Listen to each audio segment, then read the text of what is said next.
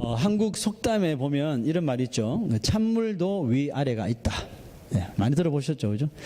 무엇이든지 세상에는 순서가 있다는 거죠. 순서가 있으니까 그 순서, 그 차례를 잘 따라야 질서정연하고 이치에 맞다는 그런 의미입니다.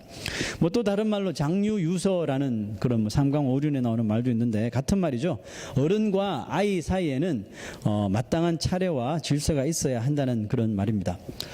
지금은 뭐 과거와는 많이 다르지만 여전히 한국 사람들의 그 생각, 의식 구조 속에는 이 같은 순서 의식, 차례, 질서가 자리 잡고 있습니다.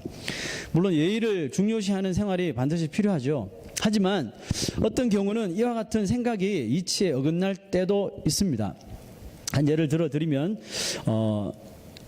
우리 모든 교회는 교단이 있는 교회는 1년에 2번 노회를 가집니다. 그 지역에 속해 있는 그 노회에서 이제 목사님들이 모여서 노회를 가지는데 수년 됐죠? 제가 여기 오기 전이니까 그때 노회 때 일어났던 일이었습니다. 노회를 하면 항상 성찬식을 먼저 해요. 매번 노회 때마다 성찬식을 먼저 하고 그 다음에 이제 회의에 들어가는데 그때도 이제 성찬식을 하는데 그때 노회 성찬식을 집례하시던 목사님이 그 노회원들 중에 가장 나이가 어린 그 젊은 30대 초반이었을 거예요 아마. 예, 젊은 목사님이 성찬식을 인도하셨어요. 뭐 잘하셨어요. 인도하신 후에 이제 안건 토의를 했죠. 안건 토의 시간에 한 리타이어 하신 원로 목사님이 한 가지 이제 제안을 하신 거예요. 무슨 제안을 하셨냐면 성찬식은 노예를 하기 전에 준비되는 가장 성스러운 그런 의식이니 젊은 목사가 하는 것보다는 연륜이 있는 더 나이가 지긋한 그런 목사가 맡아야 합니다. 맞는 게 좋지 않겠습니까?도 아니고 맡아야 합니다라고 이렇게 못 박듯이 말해버렸어요. 그 말을 듣는데 그 당시 뭐 저도 한창 젊었을 때잖아요. 지금도 젊었지만 네, 젊은 목사류에 속해 있던 저는 마음이 몹시 좋지 않았습니다. 그 속으로 아니 나이 많은 목사만 거룩하고 나이 젊은 목사는 불경건한 건가? 경건하지 못한 건가? 도대체 나이 젊은 목사는 성찬식을 인도하지 못할 이유라도 있는가? 하면서 속이 굉장히 언짢았어요. 그 목사님 이제 돌아가셨어요. 그 자리에 있었던 나도 기분이 참 좋지 않았는데 그 당사자는 그 성찬식을 인도했던 얼마나 떨리겠습니까? 그냥 일반 성도도 아니고 목사님들 막 선배 목사님들 막 쫙 앉아 있는데 그래서 성찬식 인도하는 자체가 영광이고 참 살 떨리는 그런 순간인데 그 성찬식을 잘 인도해 놓고는 또 젊은 사람한테 성찬식을 맡기느냐 하면 그런 말을 들었을 적에 얼마나 그 목사님 마음이 상했을까 하는 생각이 들었어요. 고기를 들지 못하고 있더라고. 자기가 잘못한 거 하나도 없는데. 그리고 곰곰이 생각해 보았습니다. 왜 저 원로 목사 저분이 그 얘기를 지금 하는 것일까? 그러니까 생각해 보니까 이거예요. 왜냐하면 그곳은 일반 성도들이 있는 곳이 아니라 목사들만 모여 있는 곳이었기 때문에 그 말을 했을 것 같아요. 목사들만 모여 있으니 나이 많은 목사가 할 일이 있고 또 나이 적은 젊은 목사가 할 일이 따로 있다는 뜻이겠죠. 나이 많은 원로 목사들도 있는데 다 제쳐두고 젊디 젊은 목사에게 귀중한 성찬식을 인도를 맡긴 것이 못마땅했던 것이죠. 무엇보다도 원로 목사의 그 존재감을 이렇게 좀 드러내려고 하는 그런 모습이 보여서 참 마음이 착잡했습니다. 결국 그 안건은 감사하게도 통과되지 않았습니다. 그 성찬식은 덕분에 성찬식은 이제 모든 노회원들이 이렇게 돌아가면서 로테이션 하는 걸로 이렇게 인도하는 것이 좋겠다는 결론을 내주셨는데요. 그 결론을 얻은 것에 위로를 받았던 그런 기억이 있습니다. 물론 질서를 지키는 것은 참 좋은 모습입니다. 하나님도 질서의 하나님이시죠. 무질서한 거 정말 싫어하십니다. 그런데 하나님이 생각하시는 그 질서를 인간이 자신들이 정해놓은 그 질서와 이것을 그냥 동일하게 여긴다면 거기에는 반드시 충돌이 일어나고 문제가 발생합니다. 오늘 48장을 읽었는데요. 46장을 가보면 46장에서 야곱은 죽은 줄만 알았던 그 꿈에 그리던 사랑하는 아들 요셉을 만나게 되죠. 만나게 되고 막 울고 껴안고 우는데 이제 죽어도 여한이 없다고 말하며 그 재회의 기쁨을 누리는 장면이 나타납니다. 그리고 이제 애굽 땅 이 고센이라는 땅에서 17년을 더 야곱이 살게 됩니다. 이제 그 17년이 다 된 어느 날 기력이 쇠약해져서 이 요셉이 이제 아버지가 기력이 쇠약해져서 병들었다는 소식을 듣고 그 두 아들 므낫세와 에브라임을 데리고 아버지를 방문합니다. 이것이 마지막 방문이 될 수도 있겠다 싶어서 두 아들을 데리고 방문해요. 아버지 야곱은 아들 요셉과 두 명의 손자들의 방문에 너무너무 기쁜 나머지 기력을 갑자기 회복해요. 기력을 회복하면서 일어나서 그들을 축복하려고 일어납니다. 자, 거기에서 야곱은 이스라엘 민족의 그 전통 또 유대 가정의 그 질서를 깨어버리는 그런 일을 하게 됩니다. 두 손자들을 축복할 때 팔을 어긋맡겨서 손자들의 머리에 얹으며 동생 에브라임이 형 므낫세보다 훗날에 더 큰 자가 되고 그의 민족이 더 큰 민족을 이루게 될 것이다 라는 그 축복의 예언을 해버린 것입니다. 그 당시에 그런 시대적이나 전통적인 배경으로 볼 때 상식을 깬 것이어서 요셉도 무척이나 야곱의 모습을 보고 당황했습니다. 특별히 그 손자들의 머리에 손을 얹는 장면에서 요셉은 아버지가 나이가 들어서 눈이 어두워서 실수하시는구나 해서 손을 제대로 옮겨주려고 했었어요.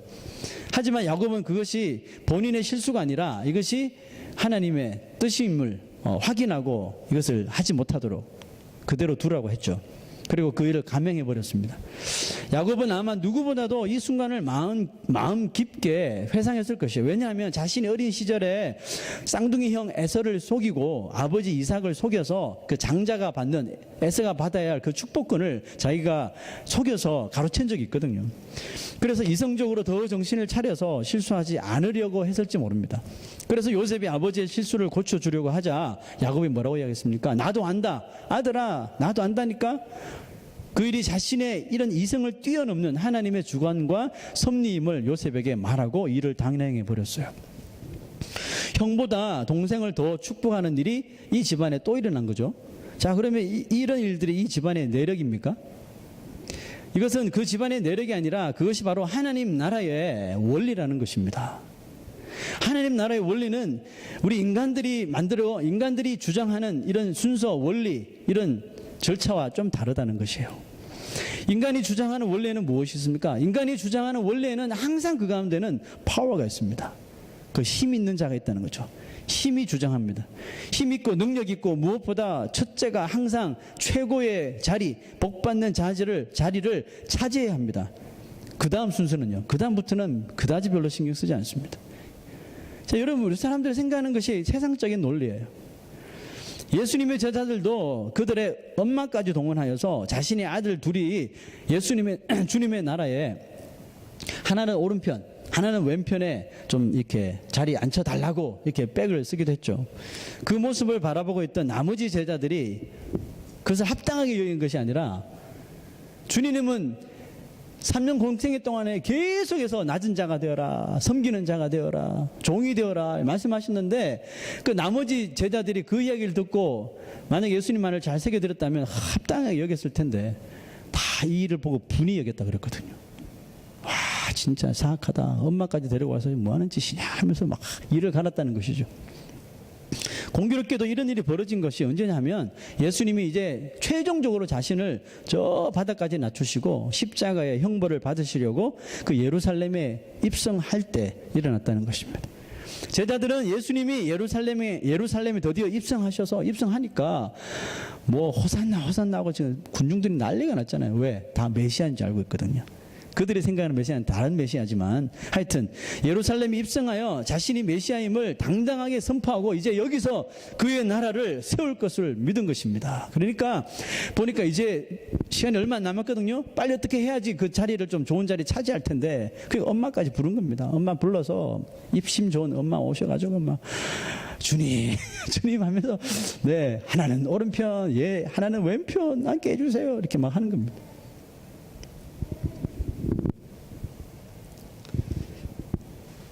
인간의 마음에는 끊임없이 첫째가 되고 싶어 하고 높아지려는 욕심이 멈추지 않는 것이 우리 인간들입니다. 인간은 끝없이 힘과 권력, 부와 명예, 그리고 건강을 최우선으로 여기지만 이와 같은 것들은 미안하지만 이 세상에서나 통할지 모르지만 하나님 나라에서는 절대로 여러분 통하지 않고 적용되지도 않습니다. 여러분, 우리는 이 세상에서만 살려고 사는 거 아니잖아요.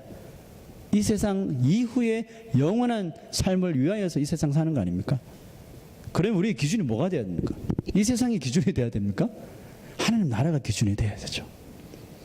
그랬을까요? 성경은 놀랍게도 물론 이 이스라엘의 이런 이 법들, 관습, 전통을 보면 이 첫째 아들, 맏아들, 장자 무조건 첫째가 아주 중요시 여기죠. 그런데 성경은 그와 반대로 놀랍게도 이 첫째에게 지나칠 정도로 관심을 두지 않는다는 거 여러분 기억하세요? 아십니까? 예를 좀 들어볼게요. 하나님은 아담과 하와의 그 두 아들이 있었죠. 가인과 아벨이 있었어요. 가인도 제사를 드리고 아벨도 제사를 드렸지만 결국은 하나님께서는 형의 제사 물리치고 아벨 동생의 제사를 받으셨어요. 아브라함의 아들도 물론 백세의 이삭을 낳았지만 그 전에 종을 통하여서 이스마엘을 태어나게 했잖아요. 또 족보로 보면 이스마엘이 형이잖아요. 맏아들이잖아요. 그 이스마엘을 제쳐두고 백세에 낳은 둘째 아들 이삭을 선택하셨어요. 이삭의 쌍둥이 아들 중에도 형 에서가 아니라 동생 야곱을 택하셨단 말이죠. 형 아론이 있었지만 동생인 모세를 선택하셔서 80년, 40년은 이집트 왕자로, 40년은 광야에서 80년까지 훈련시키면서 모세를 이스라엘을 이끌 지도자로 삼으셨어요. 사무엘 선지자는요, 하마터면 엄청난 큰 실수를 저지를 뻔했죠. 사울왕이, 초대왕 사울왕이 허지부지하고 하나님의 말씀에 순종하지 않으니까 이새의 아들들 중에 가서 한 명을 찾아서 왕이 될 것이니까 기름 부어라 그랬죠. 그 찾아가서 아들이 줄 서 있는데 첫째 아들 엘리압을 딱 보자마자 그냥 마음이 혹 빼앗긴 거죠. 왜? 비주얼이 왕의 비주얼이거든요. 키도 크고 잘생기고 와, 바로 그냥 기름 부을 뻔했어요. 그 하나님께서 내가 이미 그를 버려놓으라 했죠. 그리고 이제 여기 있는 아들이 전부입니까? 아니요.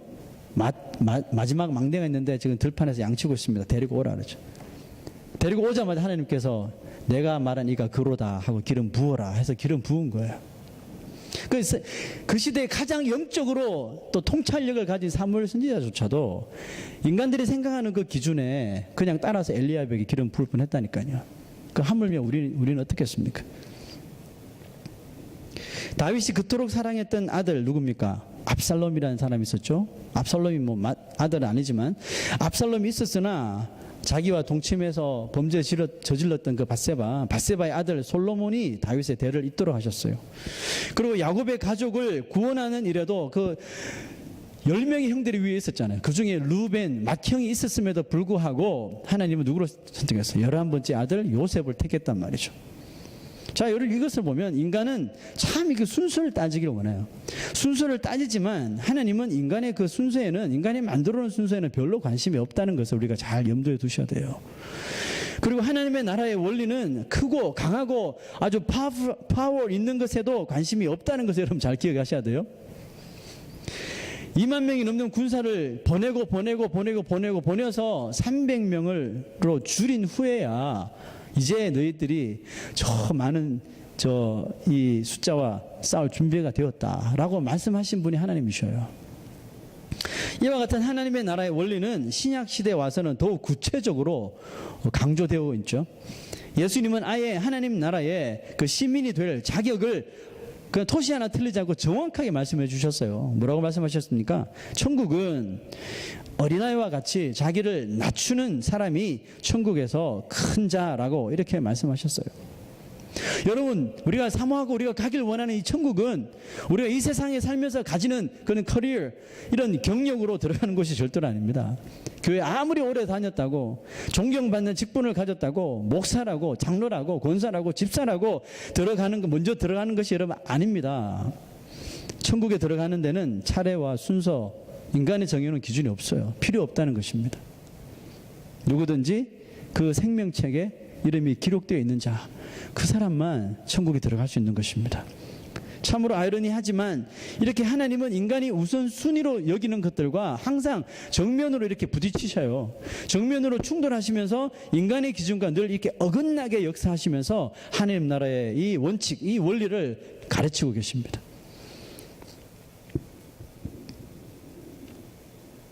그리고 이 하나님의 이 어긋남의 초절정은 뭡니까? 바로 이 당신의 아들 예수를 이 세상에 보내신 것인데 어떤 방법으로 어떻게 태어나게 하셨는지 우리는 너무나도 잘 알고 있죠.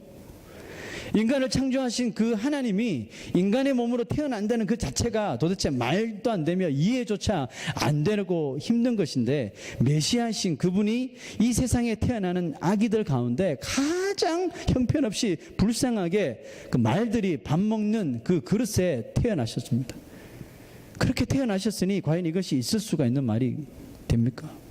우리가 크리스마스가 점점 의미가 잘못되어져서 아주 그 예수님 태어나신 그 말구유를 아주 멋지게 아주 이렇게 미화시켜서 그렇지, 여러분 이 세상에 그 어떤 부모가 아무리 신앙이 좋은 사람이라 할지라도 자기 자녀를 말들이 먹는 그 말구유에 아무리 태어날 데가 없어서 장수가 없다 그래도 그곳에 자리를 깔고 아기를 태어나게 하려는 부모가 있겠습니까? 없어요. 말이 밥 먹는 구유는 절대로 아기를 받을 만한 곳이 여러분 될 수가 없습니다. 예언된 메시아가 정확하게 탄생했죠.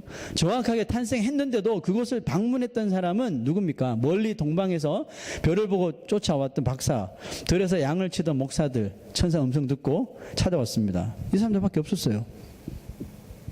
수많은 제사장들 어디 간 겁니까? 바리새인들 어디 갔어요? 말씀을 가르치는 서기관들 어디 갔습니까? 소위 하나님 말씀에 탁월한 이 사람들은 분명히 예언되어 있는 대로 메시아가 오셨는데도 왜 그것을 방문하지도 않고 거들떠 보지도 않았습니까? 진짜 몰랐을까요? 아닙니다. 성경은 그들이 알았다는 것을 증명해요. 헤로드 왕이 유대를 다스리던 그 헤로드 왕이 유대 왕이 태어났다는 그 동방 박사의 말을 듣죠. 말을 듣고 이 사실을 누구에게 가서 물어봤어요? 예루살렘의 모든 대제사장들, 서기관들 다 불러 모았어요. 불러 모아서 너희가 말하는 메시아 그리스도가 어디서 나겠느냐? 왜 동방박사가 안 알려줬거든요. 물으니까 이 사람들이 뭐 성경 찾아볼 필요 없이 그 즉시로 그냥 말해버렸어요. 자, 기록된 대로 읽을게요. 유대 땅 베들레헴아, 너는 유대 고을 중에서 가장 작지 아니하도다. 왜요? 내게서 한 다스리는 자가 나와서 내 백성 이스라엘의 목자가 되리라. 헤로드 왕이 그 메시아 탄생이 어디 있는데, 어디 예언되어 있는데 말 꺼내자마자 저요. 왜? 잘 보이려고. 저요. 있는 거 드러내려고. 바리새인들 서기관들이 이구동성으로 그냥 말한 겁니다. 어느 구절에 있습니다 하고 정확하게 보여줘서 헤롯이 안 거죠. 자, 그렇다면 동방의 박사들도 알아차린 이 메시아의 탄생을 그들은 왜 부인하며 무시했을까요? 이유는 딱 한 가지입니다. 세상의 이치와 어긋났기 때문에 그렇습니다. 무슨 뜻입니까? 적어도 메시아라면, 메시아가 뭡니까? 구세주잖아요. 세상을, 이스라엘을 구원할 구세주잖아요. 그러면 메시아라면 적어도 이 로열 패밀리에 태어나야 되는 거 아니에요? 우리들의 상식상, 그죠? 왕족 혹은 그와 빗대어 조금 더 손색이 없는 그런 짜랑짜랑한 집안, 귀족 집안에서 모든 사람들의 큰 환영과 축복 가운데 멋지게 태어나셔야지 그들의 이치에 맞는데, 이 메시아와 이 말구유 도저히 매칭이 되지 않는 거예요. 매칭을 시켜보려 해도 안 되는 거예요. 하기가 싫은 거예요. 그러니까 방문할 필요가 없는 거죠. 결국은 십자가에 그 예수를 못 박아 죽게 한 것입니다. 그리고 이 유대인들은 여전히 지금도 그 화려한 메시아를 기다리고 있는 것입니다. 요셉도요, 수많은 시련과 고생, 고난을 당하면서 어떻게 해서든지 하나님의 그 뜻, 하나님의 뜻대로만 살아가길 원했던 사람이죠. 그런데 오늘 말씀 보니까 이 요셉 또한 인간인지라 인간의 첫째 우선순위를 벗어나지 못하는 인간적인 모습을 보여주고 말았습니다. 자, 17절 18절 한번 돌아갈까요? 17절 18절, 이제 야곱이 이 두 손자를 축복을 하기 위해서 손을 이렇게 어긋 맞췄죠. 이때 17절에 요셉이 말합니다. 요셉이 그 아버지가 오른손을 에브라임의 머리에 얹은 것을 보고 기뻐하지 아니하여. 자기 자녀 축복하는데 기뻐하지 않았대요. 왜? 순리 따르지 않았거든요. 전통에 따르지 않았거든요. 기뻐하지 아니하여 아버지의 손을 들어 에브라임의 머리에서 므낫세의 머리로 옮기고자 하여. 이 얼마나 참 웃긴 장면입니까? 옮기고자 하여 그의 아버지에게 이르되 아버지여 그리 마옵소서. 이는 장자이니. 누가 장자예요? 므낫세죠. 장자이니 오른손을 그의 머리에 얹으소서 하였으나 그의 아버지가 허락하지 아니하여. 네, 여기까지 볼게요. 므낫세가 첫째 아들이기 때문에 당연히 아버지 야곱의 오른손이 므낫세를 축복해야 하는데 왜 아버지 야곱이 거꾸로 그 반대로 하시려는지 이해가 되지 않는 거예요. 이해가 가지 않아서 아버지가 연로하셔서 정신이 없으신가 보다 해서 자신이 직접 아버지의 손을 들어 옮기려고 했습니다. 그렇잖아요. 야곱은 눈을 부릅뜨고요. 분명히 자신이 하는 일을 알고 있다고 이야기합니다. 내가 안다. 내 아들아 내가 안다 라고 두 번이나 분명하게 자신이 하는 일에 대하여 의심하지 말 것. 하나님께서 나를 통해 이 자녀를 축복하는 이 예언을 방해하지 말라고 당부합니다. 자, 여러분 한번 13절 한번 가볼까요? 13절을 보면 요셉이 야곱에게 축복 기도를 받기 위해 자기의 두 아들의 자리를 세팅하는 모습이 나옵니다. 자, 13절을 갑니다. 12절부터 볼게요. 요셉이 아버지의 무릎 사이에서 두 아들을 물러나게 하고 땅에 엎드려 절하고 13절 오른손으로는 에브라임을 이스라엘의 왼손을 향하게 하고 왼손으로는 므낫세를 이스라엘의 오른손을 향하게 하여 이끌어 그에게 가까이 나아가매 그랬습니다. 자, 오른손으로는 그러니까 이 요셉의 오른손으로는 에브라임을 야곱의 왼쪽을 딱 향하게 세팅하고요. 왼손으로는 므낫세를 야곱의 오른쪽에 두었습니다. 왜? 연로하신 아버지가 힘들이지 않도록 그냥 편안하게 손만 들으면 정확하게 첫째 아들, 둘째 아들에게 차례로 안수할 수 있도록 이렇게 아주 질서정연하게 세팅을 해 놓은 것입니다. 누가 봐도 아버지 야곱을 위하여 아버지 야곱을 배려하면서 그 이스라엘의 그 전통에 맞게 순서와 질서를 잘 세팅한 요셉을 볼 수 있어요. 역시 요셉이다 이런 생각이 들 정도예요. 그런데 야곱은 이 요셉이 잘 세팅한 그대로 하지 않고요. 어떻게 했어요? 손을 엇갈려서 그들을 축복하려고 했어요. 그 모습을 제가 다시 보여드리도록 하겠습니다. 자, 요셉이 세팅한 대로라면 이렇게 돼야죠. 그죠? 오른쪽에 누구요? 오른쪽에 므낫세, 왼쪽이 에브라임. 이게 전통이고 인간이 바라는 이치입니다. 자, 그런데 야곱이 어떻게 했어요? 보고 이렇게 되는 거죠. 다시 한번 보여드릴까요? 이렇게 했다는 거예요. 이 말씀을 이렇게 생각하다 제가 집에서 한번 해봤어요. 이렇게 해보다 보니까 이게 뭐예요? X자가 나오더라고요.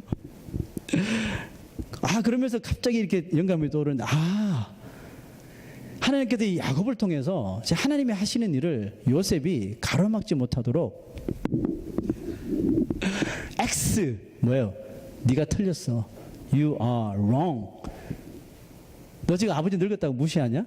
지금 하나님의 뜻 받들어 지금 아들을 축복의 예언을 하는데 그것도 네가 무슨 재주를 막으려고 하냐? No 하면서 X 이 표시를 한 것 같아요. 요셉 네가 아무리 이 애굽의 지금 총리지만 네가 어떻게 하나님의 하는 일을 막으려고 하느냐? 이 X입니다, 여러분. 오늘 설교 주보를 보고 설교 제목을 보고 요셉이 받는 X가 도대체 뭐지? 궁금하셨던 것이 다 풀리셨죠? 하나님은 여러분, 우리 아까 참 아브라함부터 시작해서 가인, 아벨 쭉 이야기했었는데 하나님은 첫째 아들에게 불만이 있으셔서 첫째 아들 다 이렇게 집어치우고 둘째 막내 이렇게 택하신 거 아닙니다. 또 첫째 아들들이 다 다른 아들들보다 뭔가 부족해서 다른 아들을 선택하신 것도 아닙니다. 성경의 역사를 통하여 과연 하나님이 세워놓으신 천국의 그 원리가 무엇인지를 이 인간들에게 가르치고 또 주시려고 하신 것입니다. 사람들이 우선순위로 뽑는 그 넘버원의 그 강박관념을 좀 하나님께서는 다 깨어버리시길 원하시는 것이에요. 그의 아들 예수 그리스도까지도 하늘이 아닌 세상으로 내려보내시고 이스라엘에서도 가장 외지고 작은 마을 베들레헴에서 거기다가 모든 사람들이 상상도 하지 못할 곳에서 메시아라는 그 타이틀을 가지고 태어나게 하시면서까지 뭘 하셨어요? 본을 보여주셨단 말이에요. 하나님께서 먼저 하나님이셨던 그 하나님을 인간으로 성육신하시며 말구유에 태어나게 하신 것, 그 본을 먼저 보여주셨다니까요. 하나님 나라의 원리는 이런 것이라고 보여주셨어요. 그런데도 사람들은 그것을 그와 같은 탄생을 통하여 하나님의 마음을 깨닫지 못하는 거죠. 지금도 여전히 알지 못하는 것이죠. 그러니까 교회 안에서도 파벌 싸움하고 지역 싸움하고 지역 감정, 학벌 싸움하고 가관이 아닌 것이죠. 하나님은 우리에게 그게 아니라니까. 천국의 시민은 그런 삶을 사는 것이 아니라고. 하나님 나라의 원리는 그런 모습으로 가는 것이 아니라고. 그렇게 사는 것 천국 시민의 삶이 아니라라고 하면서 계속적으로 우리 삶 속에 X를 보여주시는 거예요.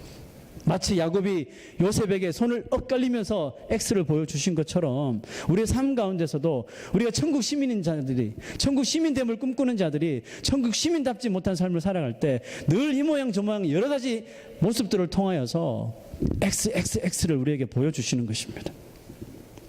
야곱이 요셉에게 한 마지막 말을 한번 볼까요? 자, 21절을 봅시다. 이스라엘이 요셉에게 또 이르되 나는 죽으나 하나님이 너희와 함께 계시사 너희를 인도하여 너희 조상의 땅으로, 가나안 땅이죠, 너희 조상의 땅으로 돌아가게 하시려니와. 자, 여러분, 이 말은 언제 한번 했던 말이에요. 했던 말이 아니라 야곱이 하나님께 들었던 말입니다. 언제 들었느냐 하면 그 창세기 28장으로 가면 야곱이 형 에서를 속이고 아버지 이삭을 속이고 장자 축복권을 훔쳐서 도망가죠. 도망가서 루스라고 하는 땅에 거기서 이제 잠을 잡니다. 돌베개에 잠을 자는데 그때 꿈을 꾸죠. 하늘에서 사닥다리가 내려오고 천사들이 오르락 내리락 하면서 꿈을, 그때 하나님께서 이제 이 야곱에게 하신 말씀이 바로 이 말씀입니다. 그때 뭐라고 말씀하셨냐면 내가 네게 허락한 것을 다 이루기까지 너를 떠나지 아니하리라, 이 말씀이었어요. I will not leave you until I have done what I have promised you. 자, 여러분, 이 말씀을 잘 보세요. 내가, 하나님이 야곱 너에게 허락한 것을 다 이루기까지 너를 떠나지 아니하리라. 자, 여러분, 이 말씀을 잘 기억하셔야 됩니다. 누가 허락해 주셨다고요? 하나님께서 하나님이 택하신 백성에게 해야 할 일들을 허락해 주셨다 그랬습니다. 자, 그 허락해 주신 것을 결국 누가 이루어요? 당사자 이루는 것이 아니라 하나님께서 이루시는 것입니다. 하나님께서는 그 택하신 백성이, 택하신 인생이 이 세상에 살면서 허락해 주신 그 일들 다 이루기까지는 절대로 그 인생을 떠나지 않으십니다. 그럼 언제 떠나셔요? 그 사명이 끝나면 그 생명을 취하시는 것입니다. 영원한 안식으로 죽을 때게 되겠죠. 자, 그럼 우리가 이 세상 살면서 하나님께서 우리에게 허락해 주신 일이 남아있는 동안은 절대로 죽지 않습니다. 정확합니다. 내 인생이니까 내 마음대로 내가 생각하는 차례, 세상 사람들이 정해놓은 질서 순서대로 할 거야. 이런 생각 혹시 있습니까? 오늘 이 말씀 들으신다면 여러분 그렇게 하지 마십시오. 여러분들의 삶, 여러분들의 물질, 여러분들의 자녀, 여러분들의 계획까지도 하나님이 허락하셔야 되는 것입니다. 여러분을 통해 하나님이 이루시도록 순종해야 되는 것입니다. 저번주 금요일날 들었죠? 맡은 자에게 구할 것은 충성이라 그랬잖아요. 우리가 지금 하나님께서 주셨다는 것을 믿는다면 그냥 열심히 하나님께서 이루시도록 순종하면서 따라가시면 돼요. 하나님이 이 모양 저 모양 이런 일 저런 일을 통해 우리에게 O 사인이 아닌 X 사인을 막 내모실 때, 우리에게 막 허락해 주실 때 우리는 빨리 정신을 차리셔야 돼요. 여러분, 먼 훗날, 먼 훗날이 될 수도 있고 가까운 날이 될 수 있겠죠. 우리가 주님 하나님을 눈으로 바라보는 그 순간, 만나는 그 순간, 만약에 그 순간에 하나님께서 그 순간에서도 만약에 우리에게 X 사인을 주신다면 우리는 이제 절망입니다. 끝없는 절망이 빠지는 거예요. 더 이상 어떻게 회복될 수가 없는 절망에 빠지는 것입니다. 분명히 마태복음에 기록했죠. 양과 염소를 나누듯이 O, X, O, X. 너는 오른쪽, 너는 왼쪽, 오른쪽, 왼쪽 나누신다 그랬죠. 지금 하나님 여러 방편으로 우리에게 X 사인을 보여주실 때 정신을 차려야 합니다. 마지막 날 나는 천국 가겠지 하고 주님 앞에 섰는데 이렇게 하면 우리가 어떡합니까? 돌이키지 못하는 것입니다.